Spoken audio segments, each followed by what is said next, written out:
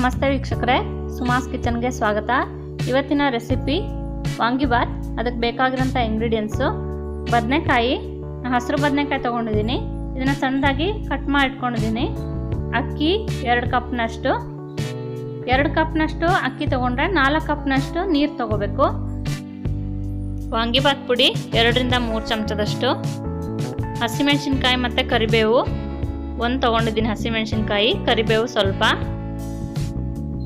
ಸಾಸಿವೆ 1 ಚಮಚದಷ್ಟು, ಅರಿಶಿನ ಅರ್ಧ ಚಮಚದಷ್ಟು, ರುಚಿಗೆ ತಕ್ಕಷ್ಟು ಉಪ್ಪು, ಬೆಲ್ಲ 1 ಪೀಸ್ನಷ್ಟು, ಹುಣಸೆ ಹಣ್ಣಿನ ರಸ ಸ್ವಲ್ಪ, ಕಡಲೆಬೇಳೆ 1 ಚಮಚದಷ್ಟು, ಉದ್ದಿನಬೇಳೆ 1 ಚಮಚ, ಎಣ್ಣೆ 4 ರಿಂದ 5 ಚಮಚದಷ್ಟು. ಈಗ ಇದನ್ನು ಹೇಗೆ ಮಾಡೋದು ಅಂತ ನೋಡೋಣ. ಕುಕ್ಕರ್ಗೆ ಎಣ್ಣೆ ಕಾದ್ಮೇಲೆ ಸಾಸಿವೆ, ಕಡಲೆಬೇಳೆ, ಉದ್ದಿನಬೇಳೆ, ಹಸಿಮೆಣಸಿನ್ಕಾಯಿ, ಕರಿಬೇವು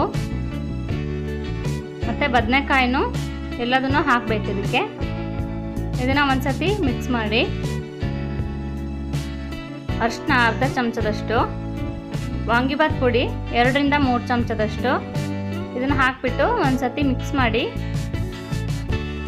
ಹುಣಸೆಹಣ್ಣಿನ ರಸ ಸ್ವಲ್ಪ, ಬೆಲ್ಲ 1 ಸಣ್ಣ ಚೂರಷ್ಟು ಮತ್ತು ಮಿಕ್ಸ್ ಮಾಡಿ ಇದನ್ನು. ಅಕ್ಕಿನ ತೊಳೆದಿಟ್ಕೊಂಡಿದ್ದೀನಿ, ಇದನ್ನು ಇದಕ್ಕೆ ಹಾಕ್ತಾಯಿದ್ದೀನಿ.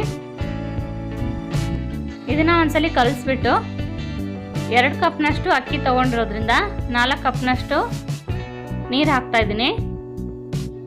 ಒಗ್ಗರಣೆ ಹಾಕುವಾಗ ಉರಿ ಸಣ್ಣ ಇಟ್ಕೊಂಡಿದ್ದೆ, ಇವಾಗ ಜೋರಾಗಿ ಇಟ್ಕೊತೀನಿ, ಯಾಕಂದರೆ 3 ವಿಷಲ್ ಇದು ಬೇಗ ಆಗುತ್ತೆ. ರುಚಿಗೆ ತಕ್ಕಷ್ಟು ಉಪ್ಪು ಒಂದ್ಸತಿ ಹಾಕ್ಬಿಟ್ಟು ಇದನ್ನು ಕೈಯಾಡಿ ಈಗ ಇದನ್ನು ಮುಚ್ಚಿಡೋಣಂತೆ.